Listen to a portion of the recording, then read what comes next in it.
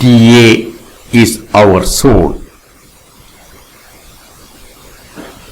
1975-83 കാലഘട്ടം. University scholarship 300 രൂപ. ഒന്നിനും തികയില്ല. ഗവേഷണ വിദ്യാർത്ഥികൾ അസംതൃപ്തരായിരുന്നു. യൂണിവേഴ്സിറ്റി ഗ്രാന്റ്സ് കമ്മീഷനും council of scientific and industrial റിസർച്ചും സ്കോളർഷിപ്പ് തുകകൾ വർദ്ധിപ്പിച്ചു. എന്നാൽ കാലിക്കറ്റ് യൂണിവേഴ്സിറ്റി ഗവേഷണ വിദ്യാർത്ഥി വേതനം കൂട്ടാക്കിയില്ല. സ്കോളർഷിപ്പ് തുക കൂട്ടണമെന്നൊരു നിവേദനം ഗവേഷണ വിദ്യാർത്ഥികൾ യൂണിവേഴ്സിറ്റിക്ക് സമർപ്പിച്ചു. നിവേദനം സിൻഡിക്കേറ്റ് ചർച്ചയ്ക്കെടുക്കുന്ന ദിവസം രാവിലെ 9 മണിയോടെ ഞങ്ങൾ 2-3 ഗവേഷണ വിദ്യാർത്ഥികൾ യൂണിവേഴ്സിറ്റി ഗസ്റ്റ് ഹൌസിലെത്തി. ആവശ്യം ന്യായമാണെന്ന് സിൻഡിക്കേറ്റ് അംഗങ്ങളെ ബോധ്യപ്പെടുത്താനും സഹായം അഭ്യർത്ഥിക്കാനും. തങ്ങളുടെ പ്രശ്നങ്ങൾ സിൻഡിക്കേറ്റിൽ ചർച്ചയ്ക്ക് വരുന്ന ദിവസം അധ്യാപകരും വിദ്യാർത്ഥികളും ജീവനക്കാരും സിൻഡിക്കേറ്റ് അംഗങ്ങളെ കണ്ടു പിന്തുണ അഭ്യർത്ഥിക്കുമായിരുന്നു. അന്നത്തെ ഏറ്റവും പ്രബലനായ സിൻഡിക്കേറ്റ് അംഗം മാർക്സിസ്റ്റ് നേതാവ് ടി ശിവദാസ മേനോനായിരുന്നു. മേനോനേറ്റാൽ കാര്യം നടന്നിരിക്കും. ഞങ്ങളുടെ ഉദ്ദേശം മേനോനെ സ്വാധീനിക്കണം. മേനോൻ മുറിയിലെത്തി. അദ്ദേഹം ഒരു ചാരുകസേരയിൽ കിടക്കുന്നു.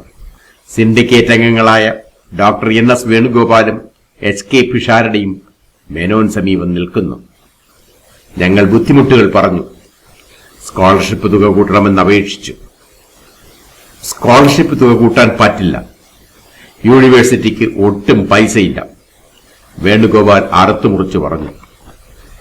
സിൻഡിക്കേറ്റ് മെമ്പർമാർക്ക് ബസ്സിലും ട്രെയിനിലും തൂങ്ങിപ്പിടിച്ച് വന്നിട്ട് കള്ളറ്റിയെ എഴുതിയെടുക്കാൻ പൈസയുണ്ട്.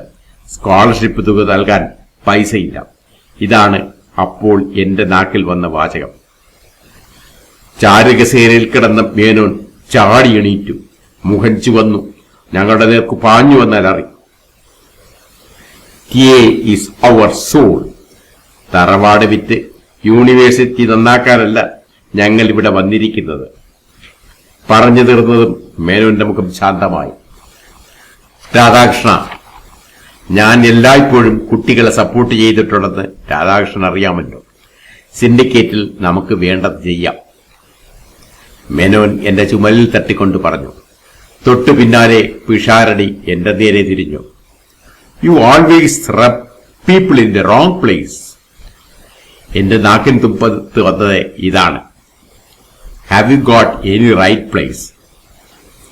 ഇത്തവണ നാവിനെ നിയന്ത്രിക്കുന്നതിൽ ഞാൻ വിജയിച്ചു. ഞങ്ങളിൽ ഒരാൾ KSU പ്രവർത്തകനും കറുത്ത മാർക്സിസ്റ്റ് വിരുദ്ധനുമായിരുന്നു. ശിവദാസ മേനോന്റെ വാക്കുകൾ പുറത്തു പറയരുതെന്നും നമ്മുടെ ആവശ്യം സിൻഡിക്കേറ്റ് അംഗീകരിക്കുമെന്നും ഞാൻ അയാളോട് പറഞ്ഞു. മേനോൻ വാക്കുപാലിച്ചു. ഞങ്ങളുടെ ആവശ്യം പൂർണ്ണമായും യൂണിവേഴ്സിറ്റി അംഗീകരിച്ചു. ഞാൻ പിന്നീട് പലപ്പോഴും ആലോചിച്ചിട്ട് മേനോൻ പരിണതപ്രജ്ഞനാണ്.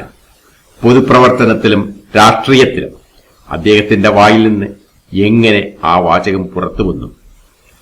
ചില ദുർബല നിമിഷങ്ങളിൽ നമ്മുടെ ഉള്ളിന്റെ ഉള്ളിൽ ഒളിപ്പിച്ചു വച്ചിരിക്കുന്ന വികാരങ്ങളും വിചാരങ്ങളും നാം അറിയാതെ എല്ലാ കെട്ടുകളും പൊട്ടിച്ച് പുറത്തു ചാടും. മനുഷ്യന് അസാധ്യം മനസ്സിന്റെ പൂർണ്ണ നിയന്ത്രണം.